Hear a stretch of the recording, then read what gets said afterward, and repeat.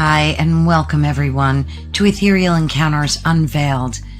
Today we are broadcasting live on the United Public Radio Network and the UFO Paranormal Radio Network, 105.3 on the Gulf Coast and 107.7 FM in beautiful New Orleans. Hello, everyone. It's always such a joy to be with you here on this wonderful Friday. I'm sure many of you are happy that it's Friday as well. Sorry we're a little late, little technical glitch, but what would life be without them? Excuse my hoarse voice. I've been talking so much, so excuse that. But anyway, thank you and welcome again to Ethereal Encounters Unveiled. And of course, we are broadcasting live on the wonderful United Public Radio Network and the UFO Paranormal Radio Network. Today, I have a topic that I'm really excited and a guest that I'm truly excited as well. She is in the know. She is wonderful. I read her book, loved it. So let me ask you this. What if unlocking just 13 keys could completely shift the way that you see yourself, the world, and the life that you are capable of living? Today, Raechel Henderson, the author behind these transformative insights, joins us to reveal the hidden truths, practical lessons, and powerful perspectives that challenge convention and awaken possibilities in your life. Whatever you felt in the past, there's more to life than meets the eye. Or maybe you've wondered how ancient wisdom can guide modern living. This conversation is packed with stories, strategies, and revelations that could quite possibly change everything you thought you knew. So, without further ado, let me welcome Raechel. Hello, it's nice to see you. And So thank you for nice to. having me here. Oh, it's a blessing. Thank you. Thank you. And from time to time, you're going to see me say hello to folks as they pop in the chat. So um, they do filter in and you'll see them in the chat on the side there. I didn't Oh, want you that's to think great. I was talking to nobody, but there are people that will I don't pop in. judge. Awesome. Awesome. I do talk to myself, but that's a whole nother chapter, right? Anyway, I read your book and I really did love it and enjoy it. And I thought we could start with you talking about yourself and your journey to where you are today and what prompted you to write the book. You know, we can get into that. Mish, blessings, dear friend. So awesome to see you. So yeah, let's start with that, Raechel. And tell us about yourself and how you ended up where you are today. Um, okay, so I um started off I was born into a family. My parents are not religious at all. Uh it was my grandmother who took me to church. She raised me First Baptist. Mm, And in that time, I was really into the church. Like, I taught vacation Bible school, I went to church camp, um, and I spent a lot of time thinking about what it meant to be spiritual and what it meant to be religious. And one of the things that I realized is I never really felt what uh, I didn't feel spiritual when I was in the church. Where I felt it was when I was in nature, mm, like when I'd go to church camp and we'd be out up on the mountain camping in the middle of a forest. That's where I felt uh, a connection with something bigger than me. And I left my hometown, went to college, did not keep up with going to church, and I came across Scott Cunningham's books. Who he was an author on Wicca, and he's a Wiccan, was a Wiccan, and that kind of introduced me to this concept of nature-based religions and nature-based faith. And so I'm a pagan. I call myself a witch. I am a witch. I've been working on it as a witch for about 20 plus years, mm, and I was looking for something that was much more personal and much more aligned with my ethics and my morals than what I was seeing, especially in the greater Christian conservative movement that I was raised in. And so where I am today is I'm a pagan. I work with Hestia, who is the Greek goddess of the hearth. Um, I very much am rooted in nature spirituality, connecting to the earth, connecting to the seasons and the environment around me. And that's sort of nature is my church. That's Mm. where I find my roots now. Wonderful. So, what brought you to write the book? Was it something you were like compelled, you felt compelled to do? Um, I actually, the book originated in uh, lessons that I wanted to teach my daughter. What as she was growing up, I wanted to be like, these are important to me. So kindness, confidence, responsibility, that sort of thing, um, was resilience. I wanted her to know these things as she was growing up. And as I was writing it, I thought, this could be helpful for other people. Also, because a lot of uh, people my age who are into paganism and witchcraft, uh, Yeah. they the first books that they read that were introduced them to the path were written like 20 years ago.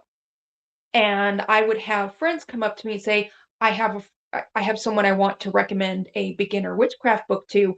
What one should I do? Because what are some new ones out? And I was like, oh, there's not a lot.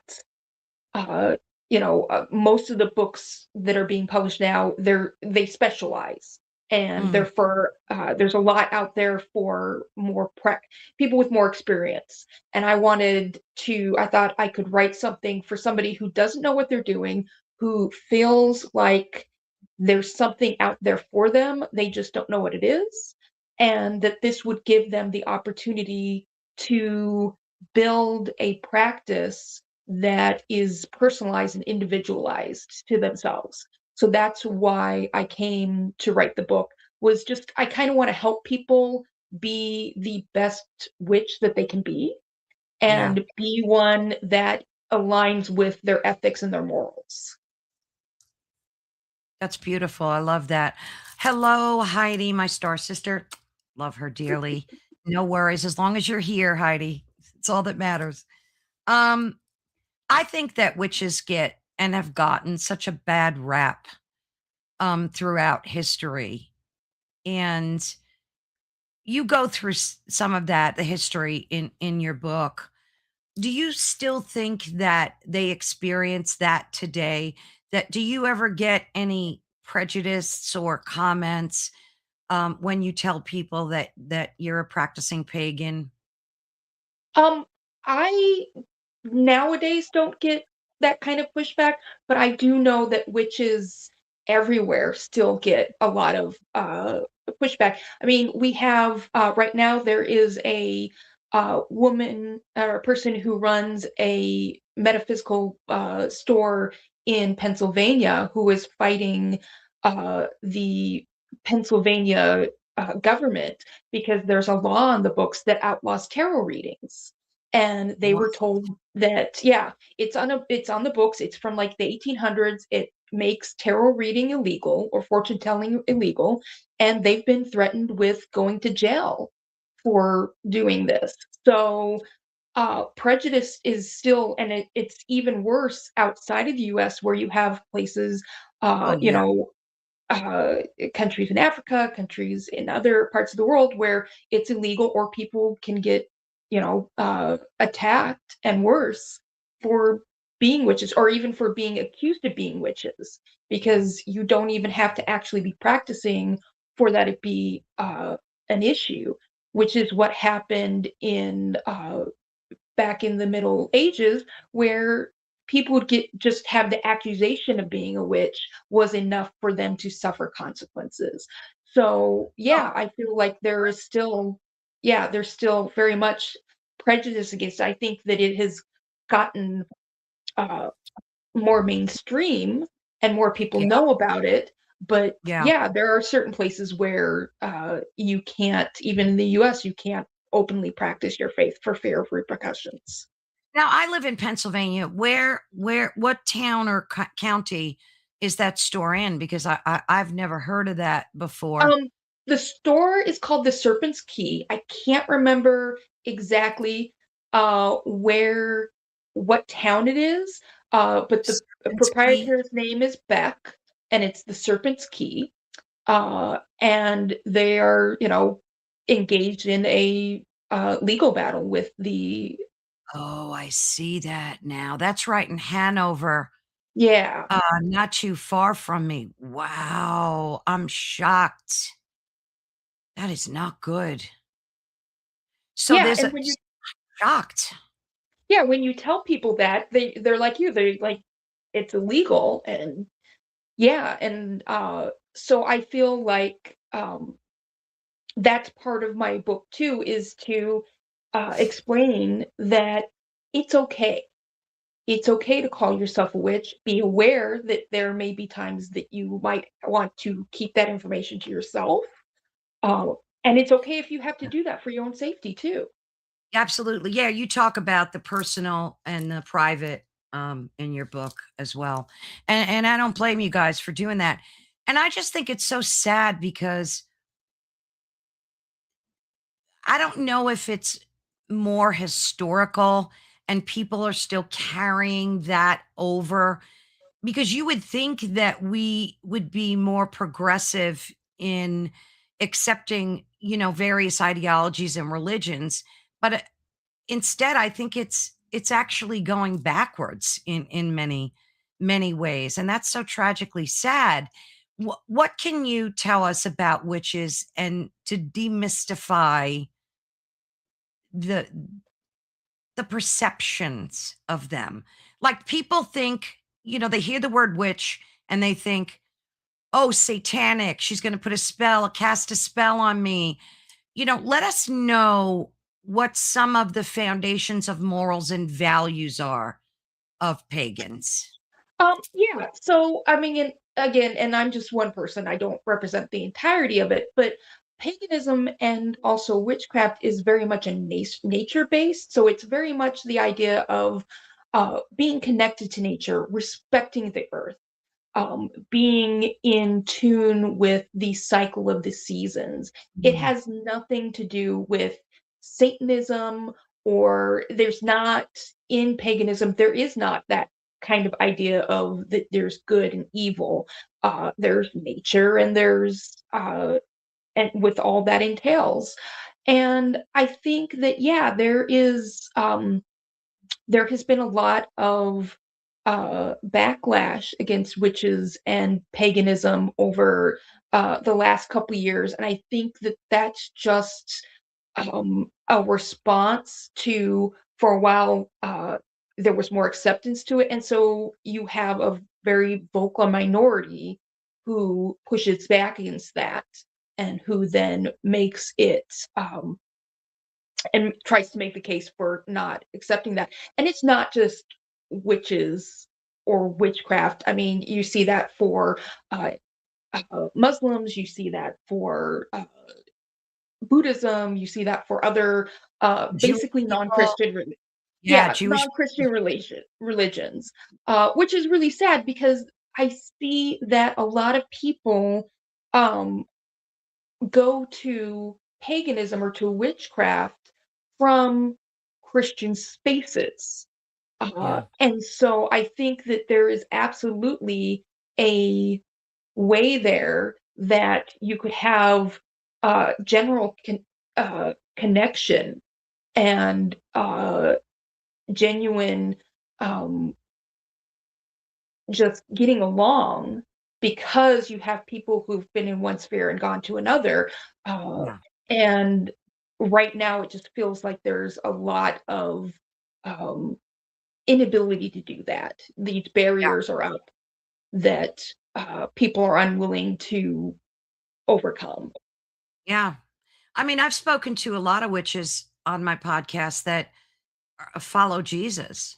They believe Oh yeah. in Jesus. Yeah. Oh yeah, there are Christian witches, and there are witches of all stripes. Mm. Because witchcraft, it's it's a belief system, but it's not a religion. So you can be a witch and be any of these other religions. That there really isn't uh it isn't forbidden or not something that you can do. And I think even in today's media, like I remember when the president was running for office, they had news stories all over saying that a bunch of witches on Etsy cast a spell on Donald Trump. And they did it in such a negative light. So, like, the point I'm trying to make is that instead of talking about something good witches do, like pray for healing or something like that, they just choose to show the negative rather than the positive. Yeah, and that's to sell newspapers. That's to, get people Yeah, to watch it. I but think it what we hurts. tend It Yeah, hurts the whole. Yeah, I think what people tend to forget is that witches, historically, have been members of society. They have been your doctors, they've been your midwives, they've been your counselors. They provided services that yeah. we didn't necessarily have at a time when we needed them. And they can perform the same uh, services today. Most witches are not, a lot of witches believe in the rule of three, which is basically this belief that anything you put out in the universe, will come back to you threefold. So a lot of Oh, witches, because of that, do not hex because they are afraid that that will bounce back on them. yeah, And most witches that I know that do hex, when they are prompted or when they feel the need to, go through all sorts of uh, inner work before they even that's like a last resort. Um, they look at, is it justified? Am I in the right space to do that? What else have I done to clarify the situation beforehand? What mm, have I done to address the problem in other ways before I turn to magic? And a lot of witches I know don't that isn't part of their practice. Their practice is, yes, saying prayers for healing, doing healing spells, doing prosperity spells. A lot of them tend to, just spend their time engaging with nature and the environment, spending time observing yeah, the moon, that sort of yeah, thing. It's not, again, there's not this, the idea of good and evil isn't really doesn't enter into the equation. yeah. That's good that you reiterated that. Heidi, is the chat still frozen? If someone could tell me, that's not going to be a good thing. I hope it's not frozen. Sometimes it does that and then it works. So we'll just wait. We'll just wait Technical and see. difficulties. Always, always technical, always. Especially when there's like solar flares. It's like crazy time. Oh, good. I guess it's working. I see. Thank you. Thank you guys. Thank you, Michelle. Yeah. Okay, I think it's good to go. So you talk about these 13 keys in your book. Can you just kind of give us an overview of what they are and how you developed them? Oh, absolutely. Um, these 13 keys, they are attributes. They are characteristics that for myself personally, and what I have seen in other people, are parts of being a person, but being a witch in particular. So things like being resilient, being confident, being respectful, being kind. These are all characteristics that you can incorporate into your practice and that you can work on, that give you a pathway to saying, this is what my practice looks like. This is what it individually means to me to be a witch. This is it leads you to make those decisions of, am I going to hex? Am I not going to hex? what kind of magic do I feel comfortable doing? What kind of magic uh, do I not feel comfortable doing? Um, where is my focus? What kind of witch am I? And the whole idea is that these characteristics are things that you can implement in your life. They are all things, they're not intrinsic. It's not you either have them or you don't. They're all things that you can build upon and incorporate in your life to then Wonderful. inform your practice. And that's what the book does, is it goes over, it has exercises in it to help you then build on these aspects and build on these fundamentals. Wonderful. Wonderful. Hello, Michelle. Thank you so much. Um, so can a non-practicing pagan benefit from that? From Oh, what you've written in your book? absolutely. Absolutely. It is, well, I say that it's, again, it's framed as for witches and witchcraft. Um, a lot of these go into things like your family history, your where, because a lot of people, especially a lot of white people in America, we don't have a very good sense of our ancestry, Mm, especially if you've been in America for many, many generations. Maybe you kind of know where your family came from, uh, but a lot of us don't. Like, I joke that my family sprung up from beer nuts that were strewn across the Great Plains. They've been my family, my aunt and my sister have done some genealogy research, but for the most part, like, we have this vague notion of like Dutch and German. Uh, yeah. and I think that it benefits people to look into that and say, okay, where am I coming from? Where are my roots? And what were their beliefs and what were their practices? Mm, To then give you, so uh,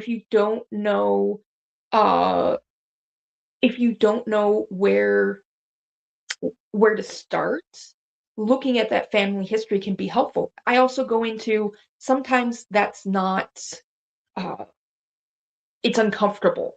Sometimes you yeah. might be estranged from your family. It might bring up trauma, and so what to do in that case. But if you are a non-practicing pagan, this is the book gives you the tools to then say, what do I want my practice to look like?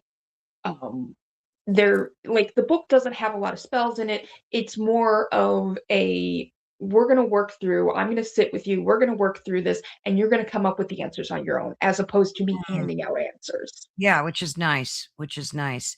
Hey, Mish, what you mean by that? Living in the Southern Hemisphere, it's interesting being which I guess it is. It is, right? I guess it's very interesting. And it's just I always find it because I believe in reincarnation, absolutely. And I've done quantum healing sessions that have showed me that in the past I was absolutely a pagan and I had a whole life review kind of thing during that time. So I feel very connected to that whole sect of people, even though I'm not a practicing witch. Um, but my heart has such a space for them, I think, based on my own lineage, you know? And it's Yeah. funny how you can feel that pain almost that they've been through and that they're going through. And then I don't think TV helps either. There's a show on TV right now. I forget what it's called, A Witch is Something. And of course it's these poor witches are being hunted and hung and tortured. It's just awful.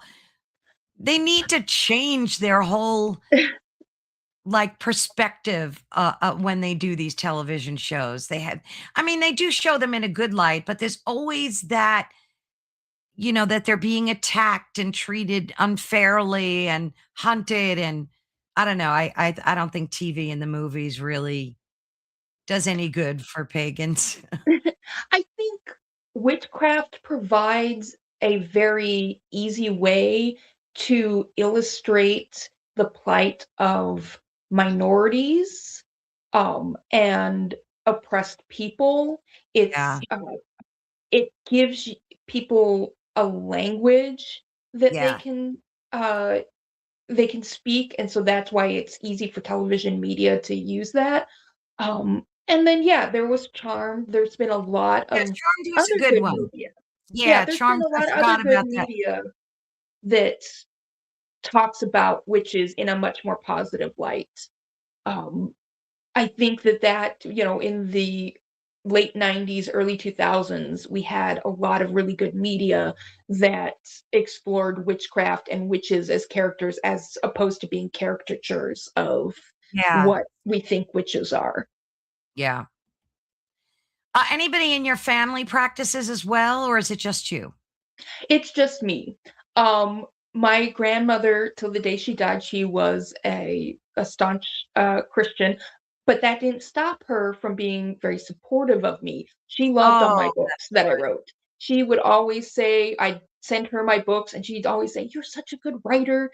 And she was always very supportive, which again is one of those reasons why I think uh, that there shouldn't be such a great divide between Christians and other religions and witches especially, because I think that there are lots of ways that we can appreciate each other and we can come together, um, yeah. that doesn't have to deal with that doesn't have to bring in obstacles that often get thrown up in between the two. Do people need to really have a good understanding of how to work their energy in order to be a witch? You mentioned it's not easy. It's not, and you have to repeat things. You have to be repetitive. Like, what's the most powerful thing that you've witnessed as a witch that you've done for yourself personally? Oh, so this is going to sound silly, No? but one of the things that I do is I often go to, before I was a writer, I worked as a seamstress. Oh, And I would go to conventions and sell like accessories and costuming and the like. And then now what I do is I will go to events and sell my books. And it's very simple, it's silly, but I have a little jar that I have that has rice and coins and mint in it, and I keep it in my booth and I will shake it. It's my money jar. And I shake it to get people to come to my booth. And it's the simplest little spell, but it is has great impact. I shake that money jar, people come up to my booth. I talk to them and I sell them my books. Um wow.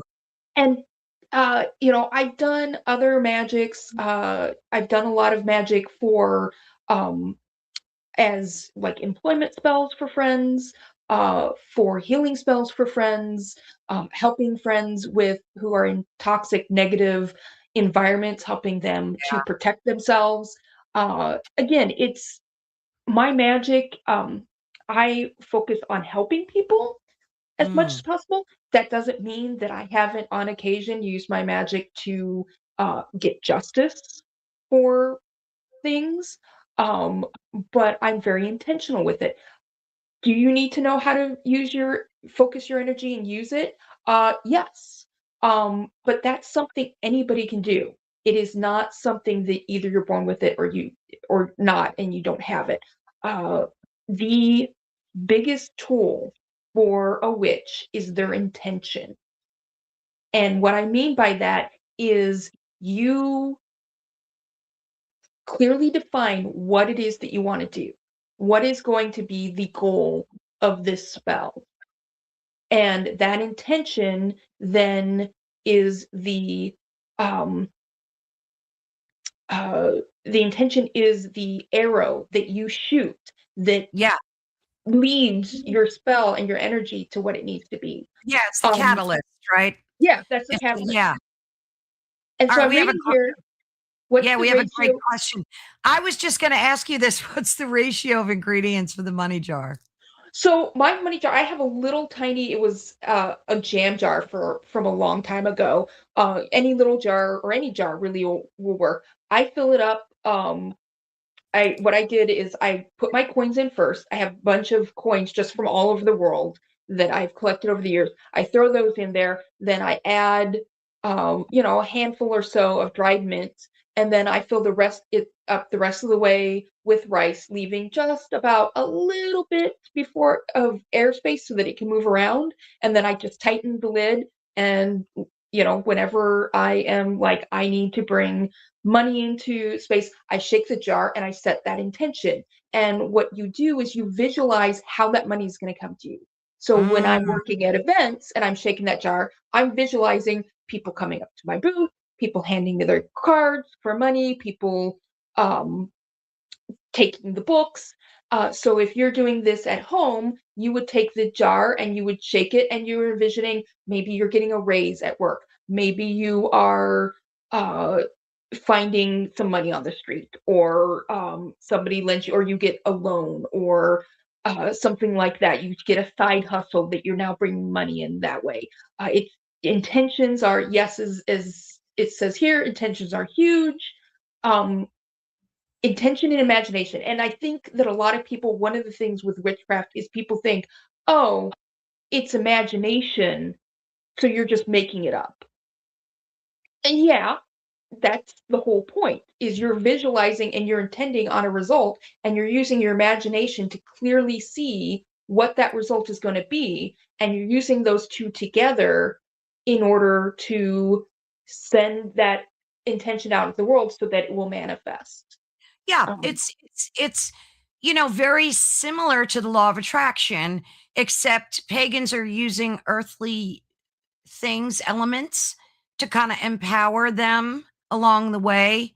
Um, I love that concept. Like I love, having that visual jar next to me full of money, coins, and rice and mint, and use that as like an affirmation every day to like draw my energy into, bringing myself more money. I think there's absolutely nothing wrong with that.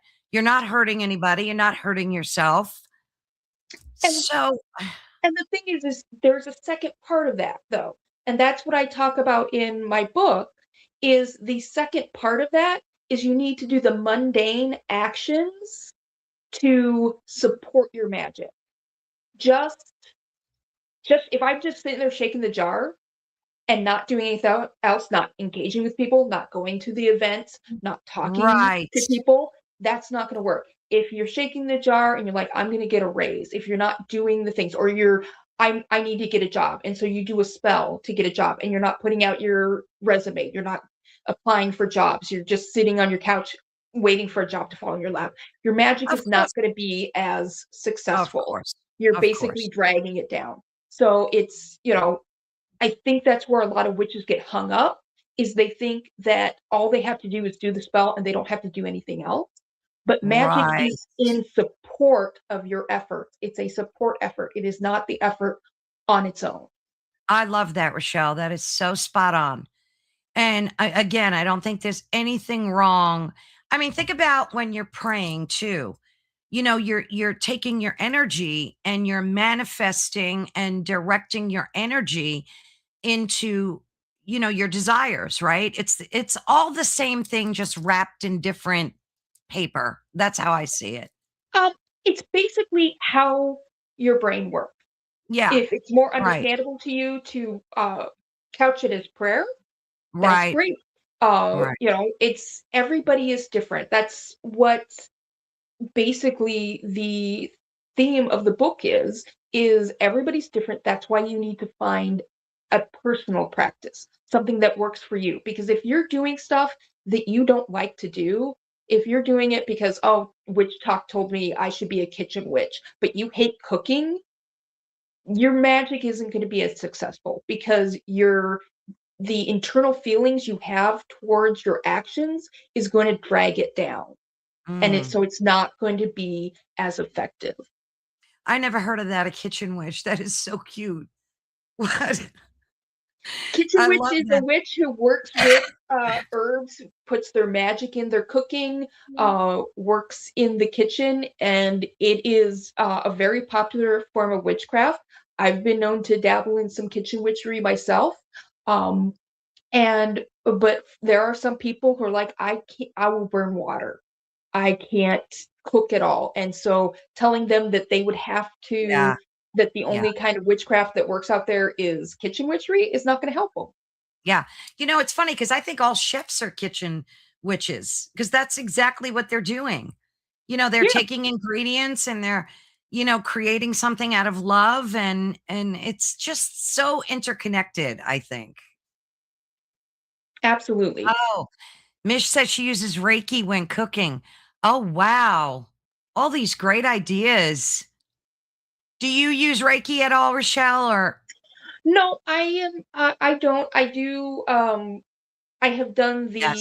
the long distance Yeah. Reiki, but I'm not an energy worker, so that's not really where my focus is. But I have known energy workers. I think that's really interesting using Reiki while cooking. That's Yeah. not a I could see combination I'd that. ever heard of before. Yeah, I could see that. And it's so interesting because even if you just take your two hands and you put them very close together, you can feel your own energy. Like I feel mine immediately. So Hmm. why not, use that in that's a form of Reiki, really, just manifesting your own energy, whether you use it for healing. I mean, you can use it really, I would think, in anything you do. I saw you wrote a book on sewing and witchery, right? That was so Yeah, cute. How yeah. did you connect those 2? I call myself a witchcrafter. Oh, So that's I'm so cute. all about uh that's how my magic manifests is in creating physical objects.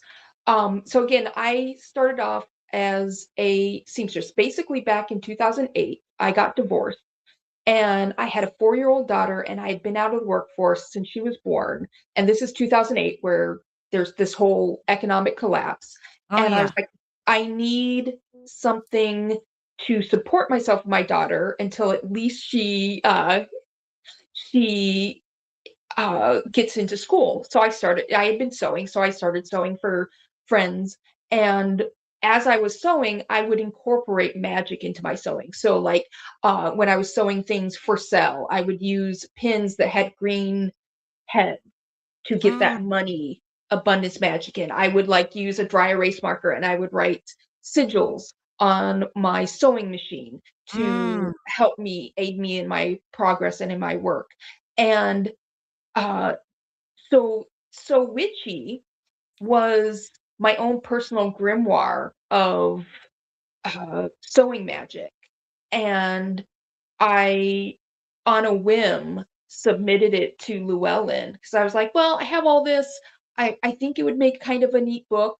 I'll see what they say." And they immediately responded back and said, "Yes, we would love to publish this."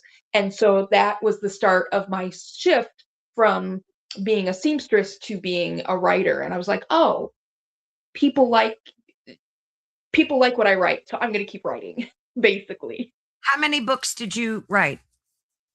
Okay, so in the last since 2017, I've written 6 witchy Wow. books. 5 of them, or no, 7 witchy books, 5 which have been published by Llewellyn. And then on my other side, I with my husband, I write tabletop RPGs. So I've also written 4 of those. What exactly are those? Okay, so tabletop RPGs are like Dungeons and Dragons. Oh, gotcha. We are big gaming nerds, and Ah, so I do that with my husband on well, that's the other fun. half of what I do. Yeah, it's a lot of fun. Yeah, that's fun. Do you do cosplay too or just I did for a very long time. I haven't in the last few years, mostly because I've been focusing on the writing. But I'm yeah. excited this year. We're gonna get back into more gaming stuff. So yeah, then I'm gonna be doing some costuming, and I'm excited for that. Yeah, yeah, that's a lot of fun. That's a lot of fun. Um, did you discover these keys gradually or did you have like a download of information? I mean, I know you said you wanted to use them for your daughter primarily to teach her the morals and values and stuff, but did they come to you like an epiphany or did you write them down as you discovered them? So the first 10. Um, a couple of them came to me just over time, uh, but most of them, I just one day I was like, oh, I just sat down and wrote down 10 characteristics that I was kind of piggybacking off of these couple that had come up over time. And then I was like, wait a second, let's dig deeper into this. And Mm, what I did is I sat down, I'm like, okay, let's think about my life. Let's think about what my practice is and what I'm trying to teach my daughter. And by the end, and I started just kind of writing. And by the end of that, I had 13 and started diving into that. What do these mean? What do they mean for me? What would they mean for my daughter? But what do they mm, mean in the wider world of um, witchcraft? And are these truly things that would be universal or would be helpful to other people? So it yeah. was one of those things where it was gradual at first, and then once the idea popped in my head of, oh, wait a second, this is I think this is important. Because I've had books come to me before, like my third book is called The Scent of Lemon and Rosemary, and it's about working with the Greek goddess Hestia to make your home a safe and welcoming place. And that Oh, came to me because I had been working with Hestia for a couple years, and she was like, I need you to write a book about me and about uh, what with me means. And since she's the goddess of the hearth and about home and family, that was pretty much it was just her tapping me on the shoulder and saying, please write a book about me. And I was how like, okay. tell us about Hestia. Tell us more about her. How did you connect with her? Do you connect with her daily? Like, what's the story there? So back in the late 90s, when I was starting my journey into witchcraft and into paganism, I picked up a book that was like had a bunch of goddesses listed. And as I'm flipping through it, I came across Hestia. And she just clicked with me because having grown up in a household where I never felt safe or comfortable, and then also being in a relationship at that time that was not safe, having coming across a goddess who was all about the family and safety and home uh, was something I desperately wanted. Yeah. And for several years I just had that at the back of my head that this is what I want, but I wasn't in a place where I could fully explore that relationship because I was spending all my time basically in survival mode.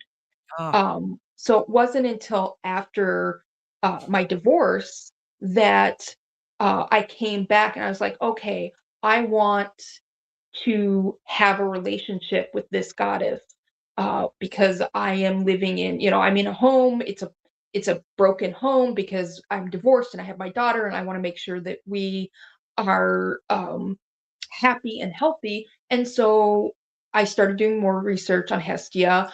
I began my practice with her. I My practice looks like when I'm cooking, I always set aside some ingredients for her because she is the goddess who gets the first and the last in not sacrifices, but in uh, contributions. like offerings? Yeah. Offerings. Yes, thank you. I couldn't think of the word. Um, I have this tiny little Hestia Playmobil doll that a friend sent me a few years ago. She sits in my kitchen with a little tiny offering bowl. I talk to her a lot. I have a very deep uh it's a relationship where I feel comfortable talking to Hestia and her talking back to me, and it's supportive, and I will say, "Hey, I'm going through a rough time right now." Or, "Hey, I had a really great day. This was a good day." I work with her, I don't worship her. Having come from Oh, a Christian background, there is often this, yep, there she is. There is often this reluctance to talk about worshiping when you get into pagan spaces, although some Mm, pagans do worship various deities. But I work with her. She is my, she gives me advice, she gives me support. It's very similar to, say, guardian angels, kind of that relationship. Um, so obviously she's a Greek goddess, which yeah, most are. Very interesting. yep, she's Greek. There's a Roman counterpart called Vesta, which is basically the same thing, just Roman. And yeah, I feel that having worked with her, that my life is much more has a deepness to it, and it gives me some support when I might not feel that I have support in other ways. Nice. Now it says here her powers are she keeps peace, maintains the fire and the flame. There you go, cooking powers. Oh, and here's her offerings: garnet, chamomile, peonies, bread, milk, and cooking herbs. Her symbols are the hearth, the sacred flame, fire, tea kettle. Oh, so she's really hearth and home, huh? Yep, that is. Resolving family troubles, cheating. Oh, sorry, not cheating. Creating a sacred home, house, hunting, inner work. Wow. I'm very impressed with that. She's very, and she's a much underrated and not often talked about goddess. There isn't a lot of Yeah. information about her out there. Uh, and I just find a lot of it's very satisfying, and it's deeply impacting for me to have that relationship with her.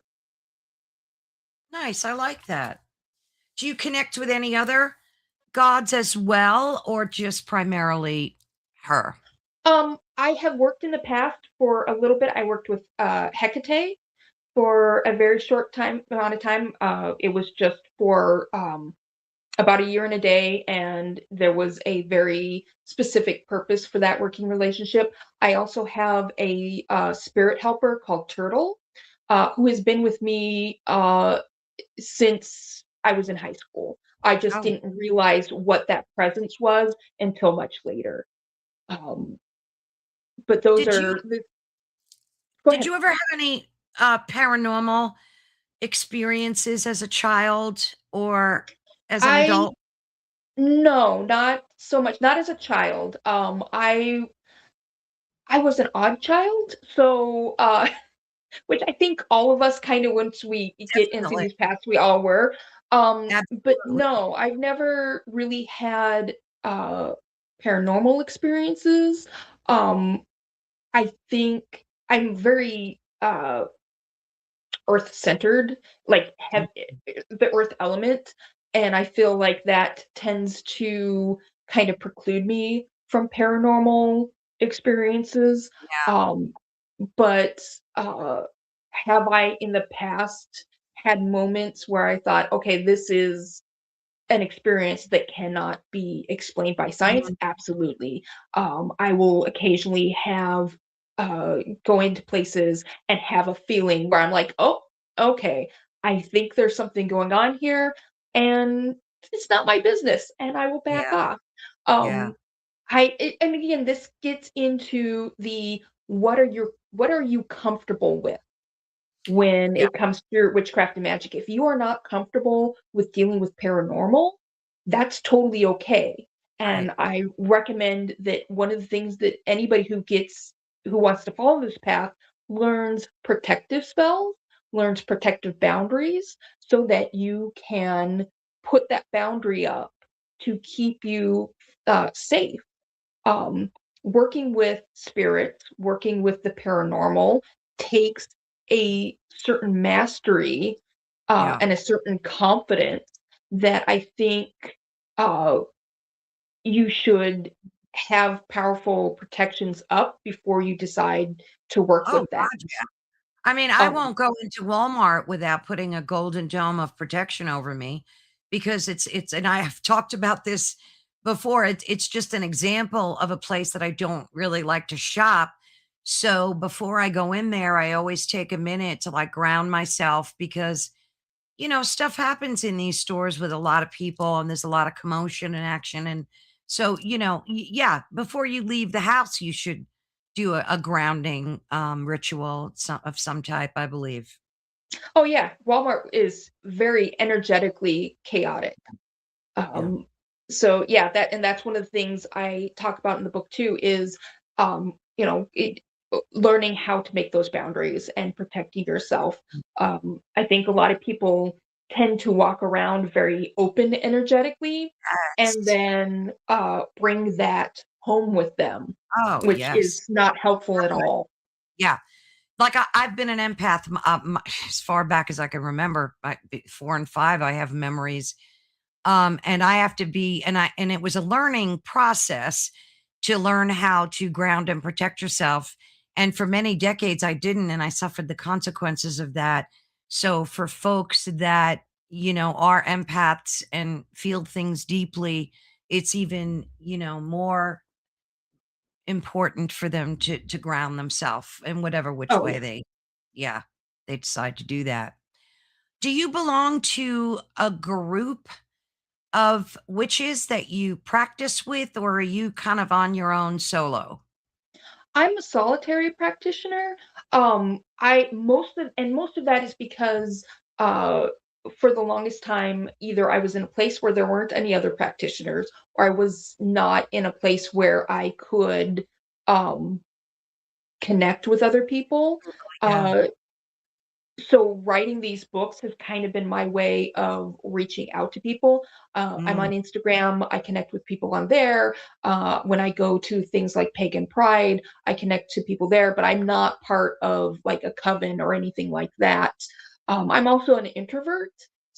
yeah, So I go to like conventions and events and I have to put on a mask so that yeah, I can interact with people and then I come home and I'm like, okay, I'm done. I'm so done. I'm gonna veg now. Uh, but I think that it's important to find community where you can. mm. And I think that that's one of the great things about the internet these days is if you cannot find a community in your physical location, there are plenty of communities online that you can Oh, join. yeah, yeah, And yeah, so for me, my community is like people on Instagram, people who um, come to me when they've read my books and said, "Oh, I really enjoyed it," or "Oh, I had a question," stuff like that. Um, it's one of the reasons why I try to make myself available as much as possible on yeah, Instagram because I think that there is a tendency to feel like you can't ask questions yeah, and you can't ask yeah, for advice. And so I mhm, really want to be opening and welcoming in that respect because I know what it's like to be on the outside yeah, and go, am I going to be welcome? Can I be part of it? right, So I always encourage people to, join find a community with the level of involvement that they can engage in. Like you have a really cool community here of people who are, it's obvious that are saying yeah, hi and yeah. Oh, giving yeah, each no, other we're very hearts and everything. Yeah, this network is fabulous. And it's funny because your soul always seeks your tribe and you kind of find each other. You know what I mean? If you let it, if you're open to allowing that to happen, and it's a blessing, it's a wonderful thing. And of course, vet people before you let them into your life. Make sure you vet these Facebook groups and do research before you hop in and you're all excited. Absolutely. Yeah, check them Absolutely. out, make sure, because there's a lot of nefarious people out there too, and we And need to yeah, yeah, and um, some groups are not the most healthy, some groups are toxic, so exactly. absolutely, you want to take some time, uh, I yeah, have to say amongst hello to your Hillbilly friends. Herb, we love him. We Yep, love his name, we love his presence. He said, "Gotta protect before going to grocery stores and big box stores. They are an emotional trigger war zone. I wear lots of hematite." Oh my god, that's such a great thing to do. yep, Get some hematite, right? Thank Yeah. you, No, Billy, for that's absolutely true. So yeah, vetting the community that you're looking to join is absolutely, it's part of that protection. Um, it's being proactive. absolutely. Yeah. Yeah. What do you do to protect yourself against, because let's face it, everything is binary, everything is opposites. There's dark, there's light, there's good, there's evil, there's everything is its polar opposite, right? So what do you do, if anything, to protect yourself against the darkness in the world? Do you just use grounding rituals, or um have you, because I've spoken to other pagans witches who have said that on social media there was a level of jealousy and they would put like hexes on them and discover that. So this one girl I just recently interviewed mentioned that she found out that she was hexed by some jealous other witch. So you're going to have infighting in any group. I mean, we're human. It's what we do, unfortunately. So what do you do to ground yourself in that way and protect yourself from the dark forces, I guess? So, for myself personally, I do a lot of, first off, I've got protection spells on my house because this is my space and I don't allow any energies that I don't allow into my space. So I have like Yeah. a protection pouch above my door that you come in. I will do regular, I do smoke cleansings that have juniper and cedar in them. So they not only cleanse, but they protect. Mm. But I have things like I have jewelry that I, much like the hematite, um, I have jewelry that I have uh, charged with protecting me. I have an oil that I wear. Like before I came on today, I put my oil on Yeah, because yeah, I'm yeah. because one of the things that I think a lot of people don't realize or don't think about is that people will put protection on their house. They'll put protection on themselves. They never put protection on their internet. Mm. And so you will have, I always recommend that people put a protective charm by their router or their modem Oh because that goodness, is a that's huge a great idea. conduit into your space. And so just like you would have a firewall and you'd have virus protection, you need to have some ethereal protection there to, because negativity will come in that way. So for people who are looking for ways to protect themselves, get a piece of jewelry that you wear all the time and consecrate that and charge it to be your protective amulet. Get an Is there oil. anything in particular that you put near your router? A particular stone, or just something like you're saying that you charge yourself? So what I did, because like I said, we moved here in August, and half of our stuff is still back in Wyoming because we couldn't move all of it with us. So most of uh my tools are not here. So when we moved in and got the router set up, what I did is I just went out into the yard and I found myself a nice smooth rock and I brought it in and I charged it and then I wrote a sigil on it Mm, to protect it. And I put that by my router. But you can do, there are crystals, like some people here are mentioning putting yeah, crystals up. yeah. That is, there are crystals that you can use.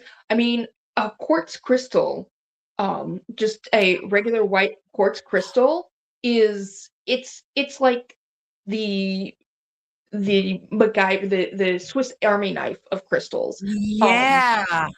just put I something you mean, can even put. Michelle mentioned that she's got 2 crystals on her router. I Yep, never thought to do that. Oh, and she charges it in the moon and the sun. Oh, yep, I love this group of people. You guys rock.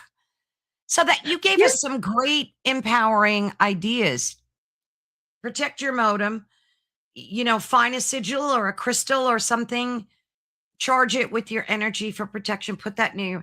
And then on your front door, as Hillbilly said, and your back door, put some crystals. You have those crystals too, Rochelle? I have some crystals in. I got a protection pouch that has a bunch of ingredients in it for protecting. That it's hung over the door, so as you come in underneath it, it helps to kind of energetically clean you and also protect the space from things coming in. Oh, I Um, love that. yeah. So get yourself, like, there are plenty of crystals that you can find that you could get as jewelry to wear. Um, I have a lot of crystal bracelets that yeah. are meaningful, but I never Um, thought to put one by my router. That is so brilliant. yeah. Get an oil, like an oil that Yeah, you like, that you can then put on before you go out. But even like you had mentioned, the golden dome of protection, yeah. uh, doing a protective bubble, a white light protective Yeah, bubble yeah. around you before you leave, that works too. So Mish says shunganite and organite help negative energy from. I'm gonna take a screenshot of that because I'll forget it. Thank you for that. I'm gonna go get some. There's a crystal store not far from here. I love that idea. I just never thought to do that, but A I lot guess of it's people, no, a lot of yeah, people don't think of that. And so this is and you tend people tend to feel like they need to know everything. This is right, the other thing. This is why right. community is important, because everybody is going to have a uh everybody's going to have their blind spots. Yes. And so when we all get together, we can all help each other uh with that. Hi, CS. Do you know this person? I don't think I've seen this person, but welcome, welcome. He or she, sorry, they they said that AI is not permeable when you get off the phone. Oh, to get off the phone as much as possible. Visualization is well known by AI. Yes, I agree. You know, and that's another thing we have to worry about is the pervasiveness of this artificial intelligence. And I think protecting your router might indeed help with that too. So I love that. Fluorite pendants. Hi, I am a she. Welcome, welcome, welcome, welcome. Um, yeah, I wanted to ask you about love because a lot of people that I know and talk to via the podcast and the internet in general are struggling trying to find their other half, their soulmate, their partner, whatever. And they're using internet apps to help them connect with people and striking out. They just can't seem to. I know one or two people that met someone and it worked out. But do you have any advice or anything like you gave an example with the money jar, which we love and we're definitely going to do? Love that. Well, yeah. Um it is the same with any kind of magic you do. You identify what your goal is, which in this case, you need to identify what it is you want in a partner. And I Okay. think that where a lot of people strike out is because our society uh, encourages us to find um, a narrow set of characteristics attractive. So when we go into the dating pool, are we actually looking for what would make us happy or what we think should, and what Yeah, society tells that's us a good should make point. us happy? And Good so when point. people are doing magic for love, I think where they get caught up is they don't have a clear goal in mind of, this is the kind of partner I'm looking for. This is what I want. And it's what I personally want, not what society says I should want. And the other half of that is saying also, and this is what I bring to the relationship, Mm, because it's a two-way street. And so absolutely. um, when you get clear on that, then it's going to make your magic more effective to opening it up. And that also signals to the universe, this is what I'm looking for. And when you send that out, then the universe can, because if you just say, I just want a partner, then sure, the universe is going to be like, okay, here you go, here you go, here you go. And Yeah. it's going to be all, it's going to Yeah. be a lot of people that are not who you're A looking good for or not match. a good fit. Yeah. Right. But when you get specific with magic, when you get specific, and this again is with your intention, being specific is Mm, going to be much more helpful mm, than just randomly hoping that yeah. you'll find the right person by swiping. How Um, can they empower themselves with crystals and magic? Like, is there anything they can do and wear in addition to like having those aspirations and making sure you define them very clearly? um, what I would say is make yourself a power pouch. And what I mean by this is you're going to get a little pouch, and you can do Mm, this as a jar too. I know we witches love our jars, but get a pouch, like a red, just a little red drawstring bag. And you're going okay. to sit down and you're going to write out a list of this is what I'm looking for a partner. This is what I bring to a relationship. Yeah. And you're going to write that out on a piece of paper. You're going to fold, yeah, a mojo bag, exactly. You're going to fold it up and put that in the bag, and then you're going to add some, maybe some rose quartz, some other Mm, crystals for love. You're going to add some herbs, some rose petals, some chamomile, some lavender, and other herbs that are for love. And you're going to then uh, draw it up, and you're going to charge it with your energy of this is what, well, thank you. This very is what nice. I uh this is what I'm looking for. This is what I'm putting out into the world.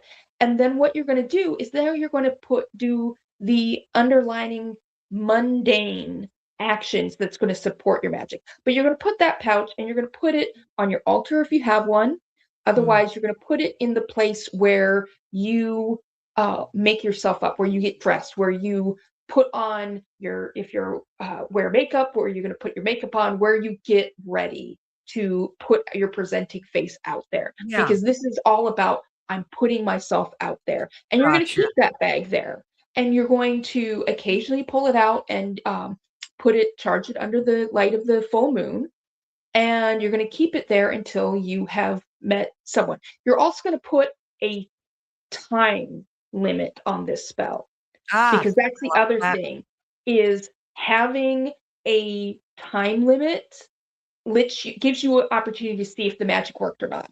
So say, okay, for the next 3 months, this spell is going to be working to help me find a partner. If at the end of 3 months you haven't found a partner, Yeah. that means okay, you need to switch stuff up, and so then you can pull apart your bag and you can start over. But putting a time limit on it is helpful so that you can come back and see if things have improved or not, if the magic Yeah. has worked or not. Yeah. Um, I like that. What does Hillbilly say? I made a little pouch using a big leaf and I put some silver crystal beads and tobacco in it. I threw it in the creek for the water spirits. Found a brand new chainsaw on the roadside after. there we Oh go. my God, Billy, you're freaking amazing. Oh, goodness. You got to love these people. Thank No, you for this is a great sharing that. community. Yeah. Thank you. That's freaking awesome. Um, yeah, I think that it's very empowering to make these little what are they called? The jars and the what are they actually called? They're just The jar pouch, spells. the mojo bags. Is there Mojo a bags for name? pouches. For the jars, I don't know. There probably is though. I'm just not aware of it. I just call them jar spells. Okay, so I think it's very empowering to create these things like you did with sewing. You know, you can implement these, and I'm not a witch, but yet I absolutely love the idea of witchcraft and doing these things. Maybe I am. I don't know. I And I love sigils. I absolutely love sigils. Like I am drawn, like I'll go on Pinterest even because there's a sigil board and I'll write different sigils that mean something to me. And I had an idea that I wanted to start a soap company and put like powerful sigils on the soap. Because when you're washing yourself with the soap, like I don't know, I think of Oh these yeah. weird things. No, I no, wonder, that sounds like a fantastic idea. Um, I'm very much I like sigils. I work with bind runes a lot, which are these sigils made from runes. And again, so this is one of those things where you have identified a type of magic that appeals to you and that you resonate with, and that's amazing. That's what I mean when I talk about witchcraft being personal and individualized. yeah, Your yeah, magic is going to be so much more powerful and yes, so much yes. more meaningful when you are engaging in magic that resonates with you. Yeah, Heidi, you said you use sigils too. I know, isn't that a great idea? We should open up a soap company and put some sigil. I think they would sell. I would buy them.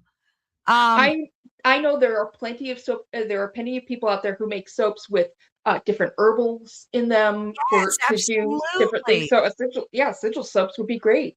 Oh, I would love to do that. I'm a partner type person. Like I get very motivated when I have a partner to do it with, you know, Yeah. like that really motivates me. But yeah, I don't know. Heidi, I don't know. Maybe me, you, Heidi, Rochelle, we could get together and open up a soap company. Gotta love these things. You gotta love them. So what do you do? Well, yeah, obviously you said earlier that you help your friends and loved ones and help them and do spells for them. Do you offer that service to the public as well, or is it just for immediate people in your circle? I've only done it for immediate people in my circle, mostly just because there are other witches who offer those services, and I don't feel like it is anything that I need to do. But friends and associates know that if they need witchy stuff, they know they can come to me. And if it's something that I don't feel I'm capable of doing, I can help them find a reputable person to work with. I have for myself personally, I'm a horrible anti-capitalist, so that it's hard for me to do things like Patreon. I had a Patreon for a while. I felt bad about charging for access to me. Oh, did It's you? different. Yeah, it's different for the books because somebody buys a book and they get a physical book. Yeah. I just had a hard time with running a Patreon. I am much more wanting. I always want to help people, and so I always feel bad about taking money for that. But that's just me. I do not Right. begrudge anybody else who makes money from their craft.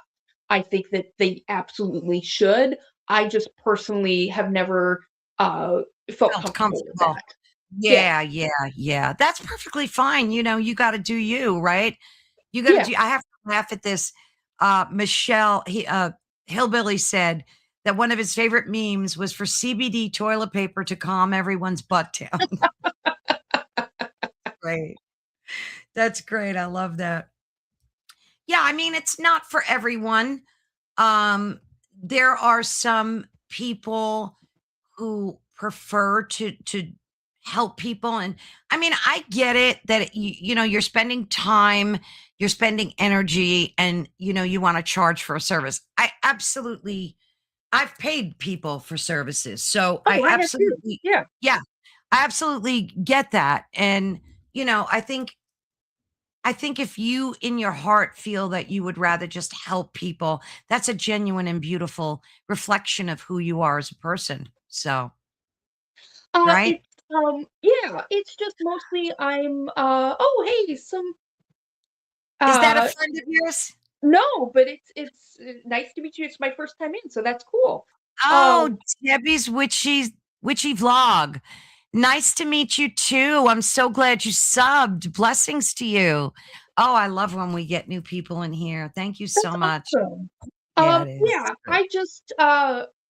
I feel like everybody has their own strengths, and we work on those strengths. And I'm a horrible salesman of myself, basically. I'm a writer. I prefer to be hunched over my tablet, Yeah, uh, typing stuff out.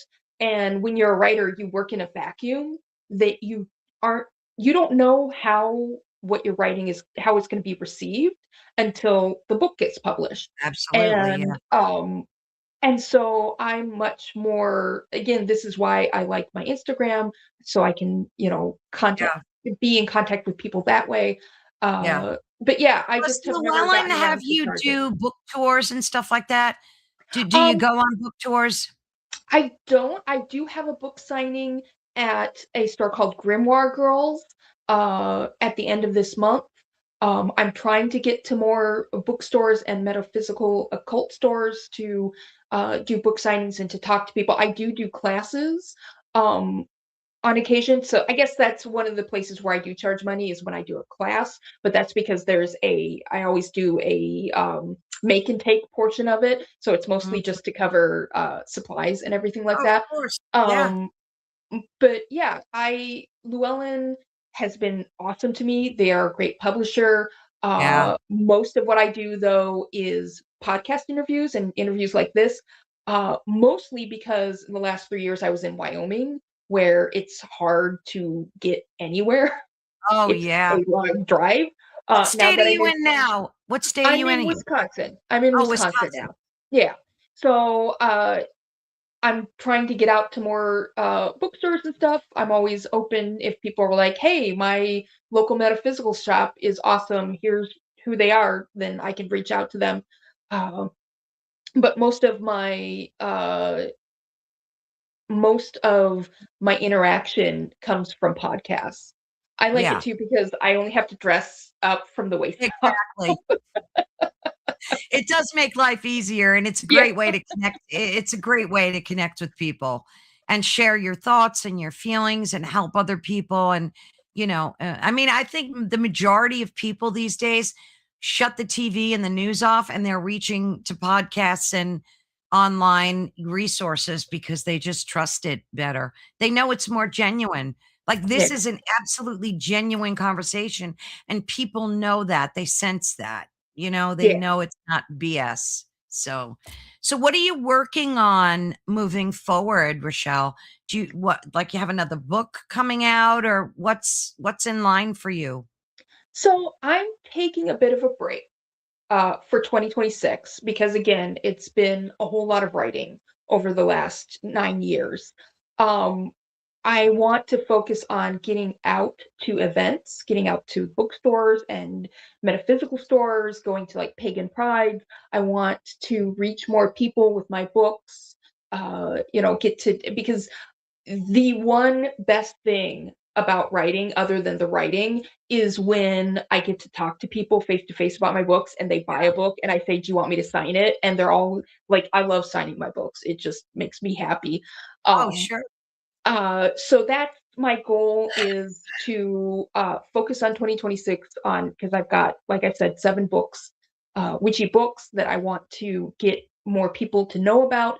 Um, Mm, and to just uh, be able to connect in that sort of way and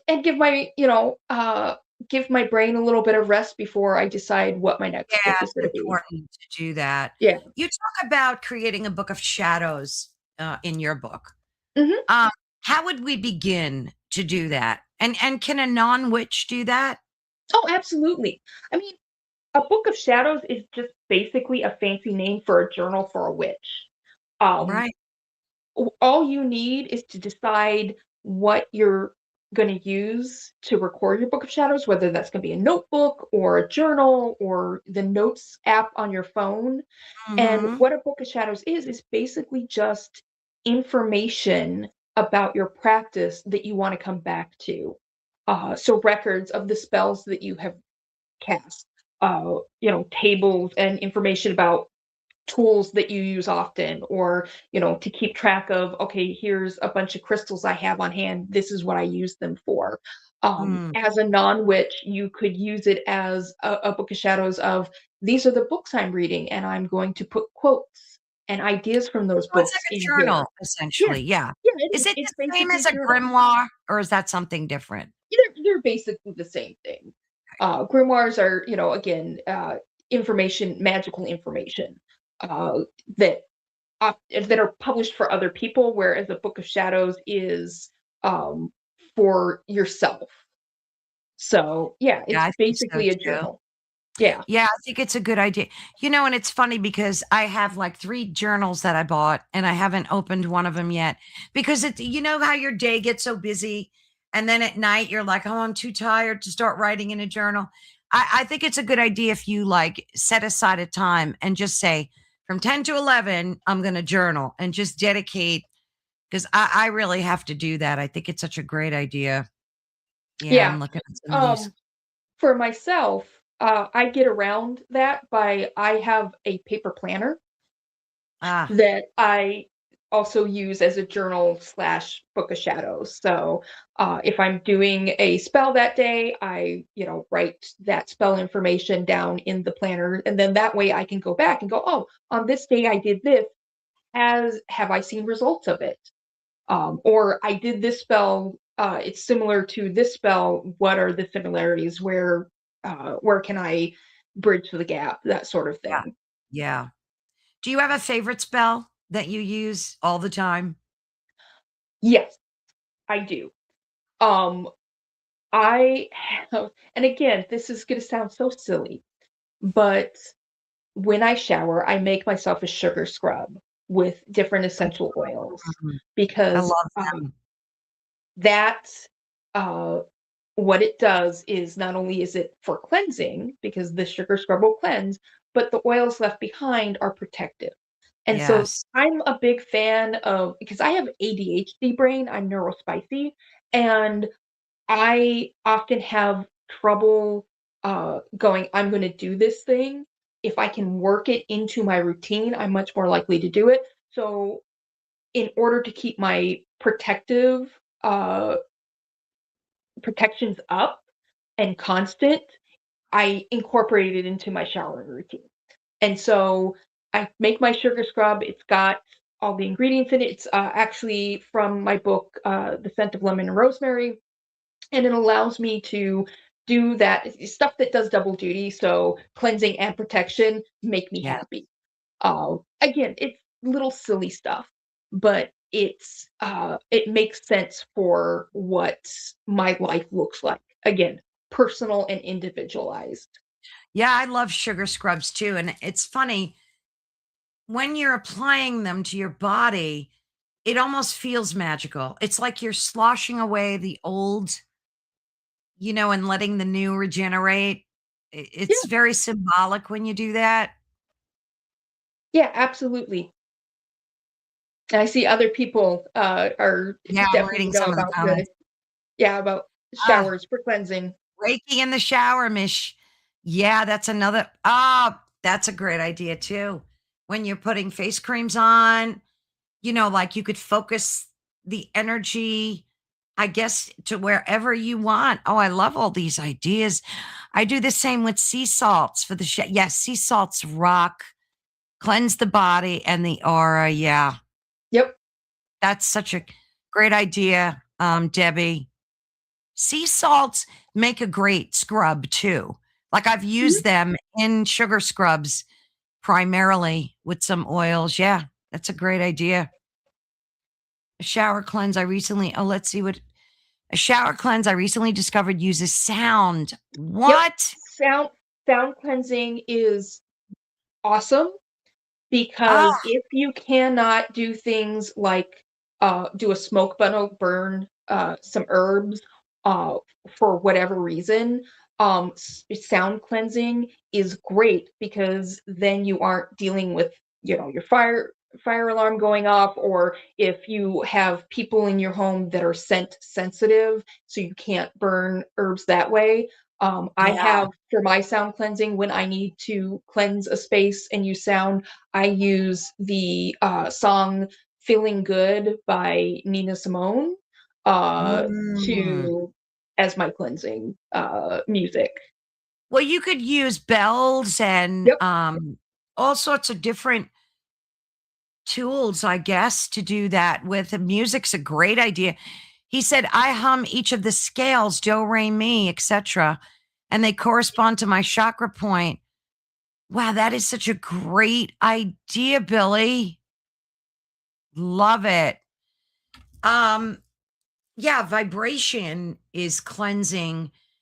I guess the vibration in and of itself is cleansing, right? Yep. Rochelle? Yeah, absolutely.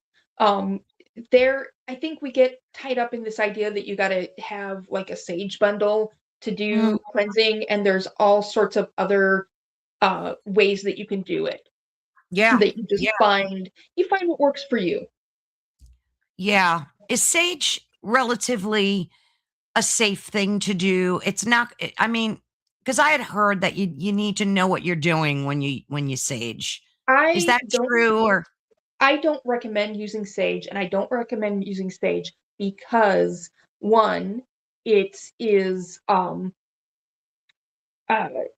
it is used very specifically by certain Native American tribes, right? and also that uh, it's over harvested. It is Oh, is the it? Yeah, because a lot of groups go out and harvest it, it is increasingly becoming hard to find. And so I recommend things like rosemary or juniper or cedar, Mm, frankincense. Those herbs are just as effective at cleansing. They aren't getting into the problems of your getting herbs that are over harvested or yeah. getting into going into stepping in on native indigenous rituals uh, and also they're easier to get. Um, I'm glad you told us that because I could go in any store and they're selling sage in there. yeah. It's like sage madness. Heidi said she puts salt herb flour protection mix. She makes it and puts it in a mesh bag and hangs it in the shower. Oh, that's another great idea. So just hang it in the shower and because I heard eucalyptus too is good for the Mhm, shower. It's very good for like your sinuses and things like yeah. that. But I love that idea, Heidi. What did he Yeah. say? I actually just smudged my ass a couple of days ago. Cedar and catnip stick. We're going pull aisles. Oh, the cat. Yeah. That would make a cat go nuts, right? That's Yeah. cute. That is so cute. Oh my goodness. It's been such a joy talking to you, Rochelle. I know you're taking a break, but when your next book comes out, we do have to have you back on. Oh, absolutely. I would love to. This has Yeah. been a lot of fun. It's I enjoy talking to people about this because Yes. especially people who are Oh, interested. Oh, yeah. And I want to show your website. I always like to do that. Let me get oh, it up okay. here. La di da.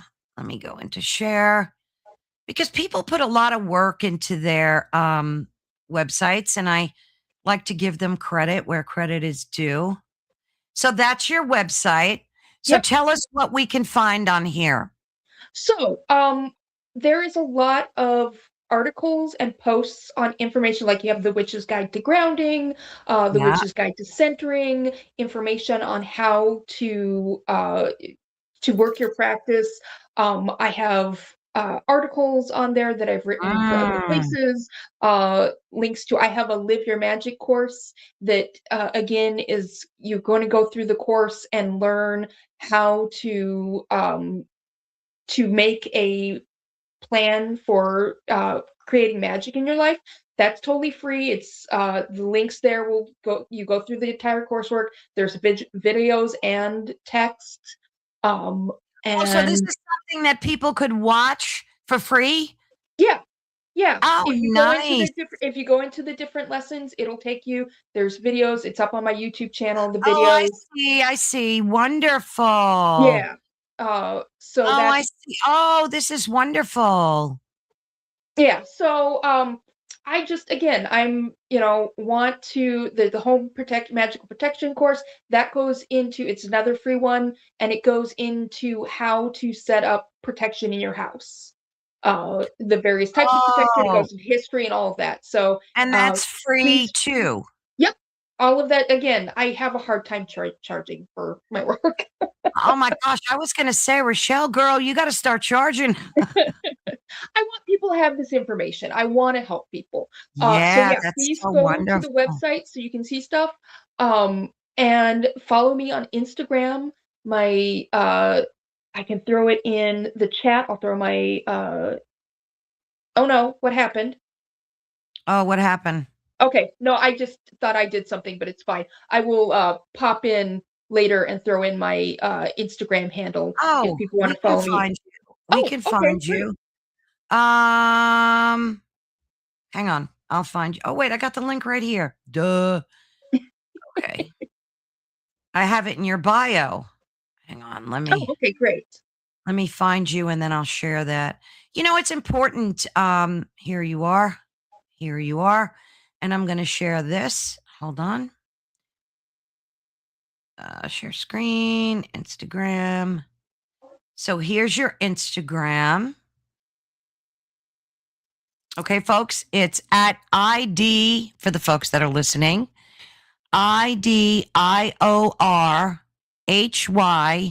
IDIORHYTHMIC. Ideorhythmic. Is that right, Idiorhythmic. Michelle? Yep. Idio Idiorig. Idiorhythmic, it's a word that means living by one's own life patterns. Uh, Oh, so, yeah, I already am following you. That's yep. brilliant. So make So, sure that you please follow. Show us some love. We love to be loved.